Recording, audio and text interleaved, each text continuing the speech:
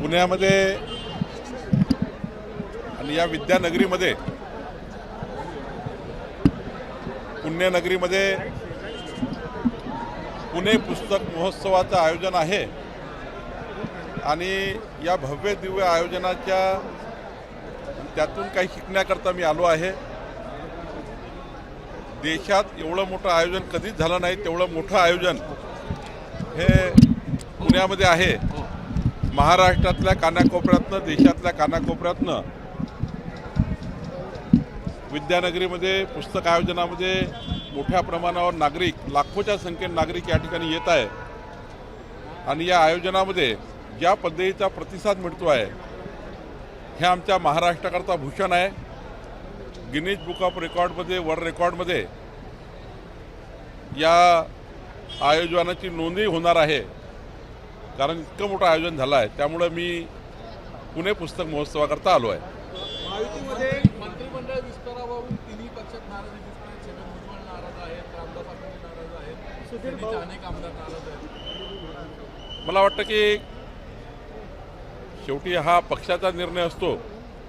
भारतीय जनता पक्षामध्ये तर आमचं केंद्रीय नेतृत्व हे योग्य पद्धतीने मंत्रिमंडळाबद्दल निर्णय घेत असतं, पण राष्ट्रवादी आणि शिवसेनेचे अधिकार त्यांच्या पक्षप्रमुखांना आहे। एकनाथजीच्या मंत्रिमंडळाबद्दल ते निर्णय करतात, त्यांचे कोण मंत्री असावे, अजितदादाचे कोण मंत्री असावे, त्यांच्या पक्षाची शिफारस असतं। ते शेवटी मुख्यमंत्र्याचे अधिकार असतात की मुख्यमंत्री त्या ठिकाणी शपथविधीला त्यांच्या पक्षाचे जे काही शिफारशी असतील त्या मुख्यमंत्र्यांनी शपथविधी करता त्या ठिकाणी त्यांना शपथ दिली असतं। पण खरं तर काही नाराजीची गोष्ट नाही आहे। काही काळापुरतं थोडं थांबावं लागतं, अजून पुढं जावं लागतं, थांबावं लागतं, पुढं जावं लागतं। त्यामुळं छगन भुजबळ साहेबही समजून घेतील आणि सुधीर भाऊंनी समजून घेतला आहे, कारण शेवटी पक्षामध्ये निर्णय होत असतात, त्या निर्णयाला मान्य करावं लागतं आणि पुढे जावं लागतं। आता पुण्यातून की माझं नाव हटवलं गेलं याची कल्पना सुद्धा मला दिली गेली नाही। आधी म्हटलं होतं की मला मंत्रिमंडळामध्ये माझं नाव असेल। सुधीर भाऊ आमचे ज्येष्ठ नेते आहे, राज्याचे माजी अध्यक्ष आहेत, पक्षाचे प्रमुख नेते आहेत। सुधीर भाऊंनी संपूर्ण आयुष्य पक्षाकरता दिलं आहे आणि सुधीर भाऊंनी त्या ठिकाणी खूप संघटनेमध्ये काम केलं आहे, पण सध्या त्या ठिकाणी अजून काही मोठी जबाबदारी किंवा त्यांच्यावर काही जबाबदारी येत असेल, शेवटी केंद्रीय नेतृत्वाने जो काही पक्ष म्हणून निर्णय केला असेल तो उत्तम कार्याकरताच केला असतो। शेवटी पक्ष हा प्रत्येक व्यक्तीचा योग्य निर्णय करतो। काही आमदार पहिल्याच दिवशी अधिवेशन सोडून आलेले आहेत महायुतीमधील काही आमदार। असं आहे की ते आता काही कारणाने मोठ्या प्रमाणात लग्न सराई, आता मलाही यावं लागलं, आता वापस जावं लागणार आहे। माझ्याही व्यायाकडे आज लग्न आहे, पवारांकडे। त्यामुळं पुस्तक आयोजन आहे, व्यायाकडे लग्नालाही जायचं आहे, त्यामुळं त्यांच्याकडे मोठ्या प्रमाणावर आमदारांच्या नातेवाईक किंवा त्यांचे कार्यकर्ते आता नवीन आमदार निवडून आले आहे कुणाच्या कार्यक्रमाला वगैरे। पण मला वाटतं की सर्व रात्री जाऊन परत येतात, पुन्हा संध्याकाळी जातात, पण अधिवेशनामध्येही बऱ्यापैकी आमदार उपस्थित आहे आणि मला असं वाटतं की चांगलं अधिवेशन होईल। आमचं अधिवेशन विदर्भाचं अधिवेशन आहे, ते विदर्भाला न्याय देण्याकरता या अधिवेशनात मोठा फायदा होईल। म्हणतात की मला अपमानित केलं गेलं, ज्या पद्धतीने त्यांना या सगळ्या मंत्रिमंडळात स्थान दिलं गेलं त्यावरून छगन भुजबळ साहेब मंत्रिमंडळात महायुतीचे अत्यंत महत्त्वाचे नेते आहेत, राष्ट्रवादीमध्ये महत्त्वाचे नेते आहेत। महायुतीमध्ये छगन भुजबळ साहेबांना मोठं स्थान आहे आणि खऱ्या अर्थाने एक सिनियर आणि कर्तव्यदक्ष, कर्तृत्ववान एक मंत्री म्हणून आणि राज्याच्या प्रमुख पदावर त्यांनी काम केलं आहे।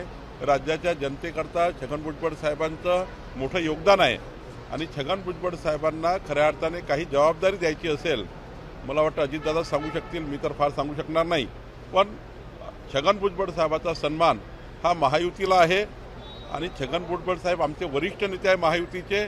खऱ्या अर्थाने जरी ते एका पक्षाचे असले पण भारतीय जनता पार्टीच्या दृष्टीने सुद्धा छगन भुजबळ साहेबांना फार मोठं त्या ठिकाणी आमच्या महायुतीमध्ये त्यांना स्थान आहे।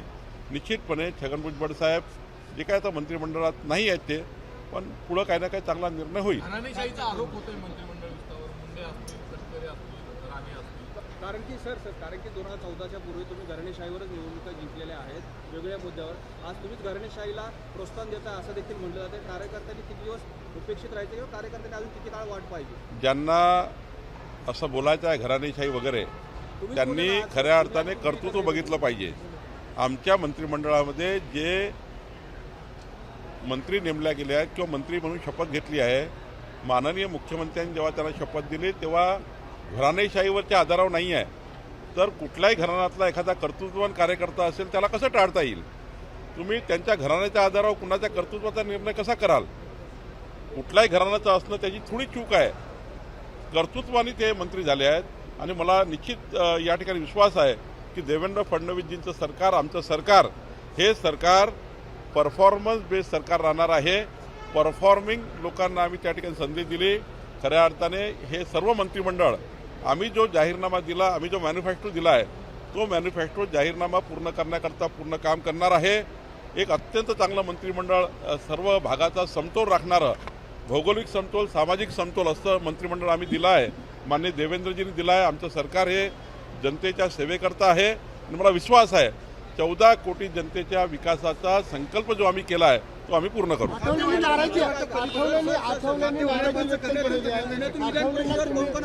निमंत्रण सुद्धा दिलं नाही, आठवले साहेबांना निमंत्रण मी त्या ठिकाणी पाठवलं होतं. मी स्वतः देखून पाठवलं होतं. त्यांना ते व्यवस्थित पोहोचलं नाही किंवा ते सन्मानाने पोहोचलं नाही, ही गोष्ट खरी आहे. कारण आम्ही सुद्धा मुंबई नागपूरच्या धावपळीत राहिल्यामुळं खऱ्या अर्थाने मी स्वतःच जायला पाहिजे होतं. माझ्याकडनं ती चूक झाली आहे. पण निश्चितपणे आठवले साहेबांचा सन्मान, मान हा आमच्या दृष्टीने फार मोठा आहे. खरं तर निमंत्रण पाठवलं पण ते त्या ठिकाणी व्यवस्थित पोहोचू शकलं नाही. त्यामुळं मी सुद्धा स्वतः आठवले साहेबांची क्षमा मागितली आहे. मी एवढंच सांगेल की आठवले साहेबांना निश्चितपणे योग्य स्थान आमच्या सरकारमध्ये आहे आणि त्यांचं स्थान हे कोणी त्या ठिकाणी कमी करणार नाही. त्यांचं म्हणणं आम्ही पूर्ण ऐकून घेईन, आमचे मुख्यमंत्री ऐकून घेतील, आमचं वरिष्ठ नेतृत्व ऐकून घेईल आणि योग्य न्याय देईल.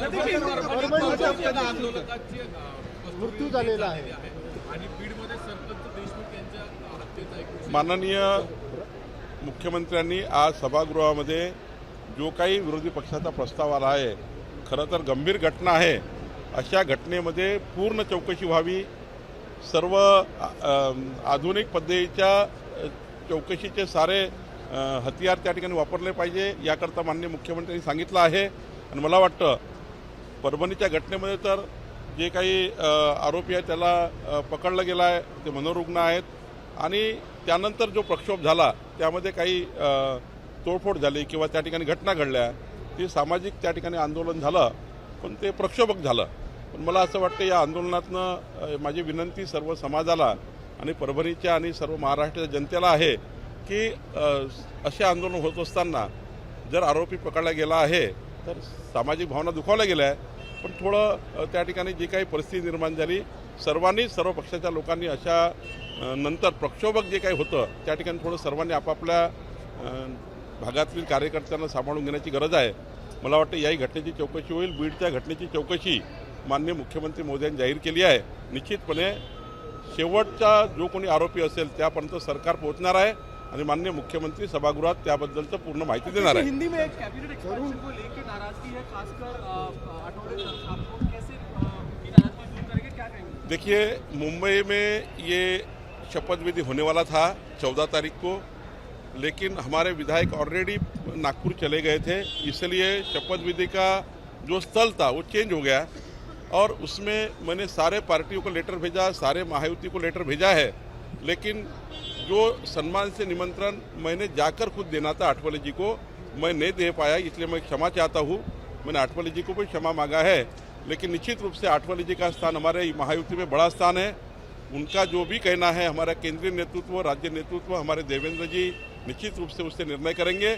आठवले जी ठीक है, उनका वो समय थोड़ा मेरा जाने में गलती हुई है, मैं उनकी क्षमा भी चाहता हूँ. लेकिन हमारी महायुति में आठवले जी का जो स्थान है वो बहुत अच्छा है और बहुत ऊपर स्थान है. हम उसका निश्चित सम्मान करेंगे. एबीपी माझा, उघडा डोळे बघा नीट.